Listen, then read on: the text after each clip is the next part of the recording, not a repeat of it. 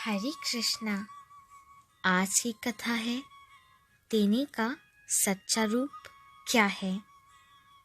एक बार अर्जुन ने श्री कृष्ण से पूछा, मुझे ये बात समझ में नहीं आई कि दान तो मैं भी बहुत करता हूँ, परंतु लोग कर्ण को ही सबसे बड़ा दानी क्यों कहते हैं। अर्जुन का प्रश्न सुन श्री कृष्ण बोले, चलो तुम्हारी यह जिज्ञासा भी शांत कर देता हूँ। श्री कृष्ण ने पास की 2 पहाड़ियों को सोने का बना दिया। इसके बाद वे अर्जुन से बोले, पहाड़ियों का सोना तुम आसपास के गांव वालों में बांट दो। अर्जुन ने सभी गांव वालों को बुलाया और उनसे कहा, आप सब कतार बना लें, मैं आप लोगों को सोना बांटूंगा। अर्जुन ने सोना बांटना शुरू कर दिया। गांव वालों ने उसकी बहुत जय जयकार की। लगातार 2 दिन और 2 रातों तक अर्जुन सोना बांटते रहे। गांव वाले दोबारा कतार में लगते रहते, लेकिन पहाड़ियों के आकार में जरा सा भी परिवर्तन नहीं हो रहा था। तब अर्जुन ने श्री कृष्ण से कहा, प्रभु, अब मुझसे यह काम और नहीं हो सकेगा, मुझे थोड़ा विश्राम चाहिए। तब श्री कृष्ण ने कर्ण को बुलाकर कहा, इन दोनों पहाड़ियों का सोना गांव वालों को बांट दो।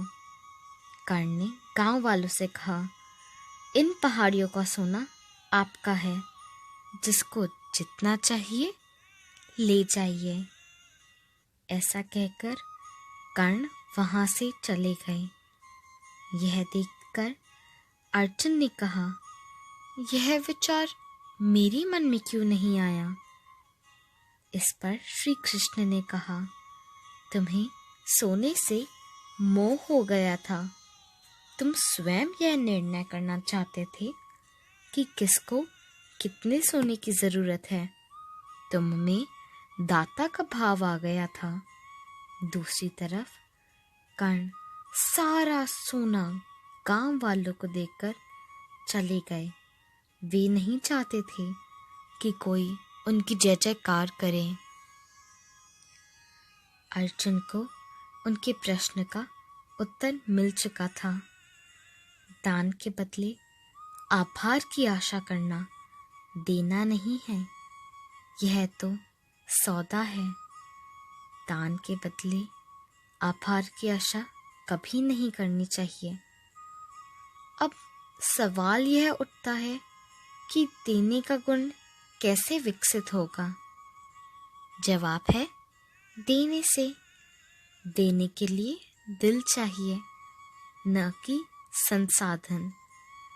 दान ऐसा होना चाहिए कि एक हाथ ने दान किया हो तो दूसरे हाथ को भी न पता चले कि कोई दान हुआ है, क्योंकि जब देने वाले का पता नहीं होता तो लेने वाले पर एहसान का बोझ नहीं होता।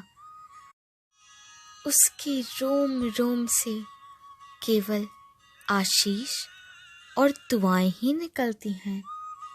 देने वाला भी प्रसन्न होता है। तो आइए और मेरे साथ प्रेम से बोलिए, जय जय श्री राधे।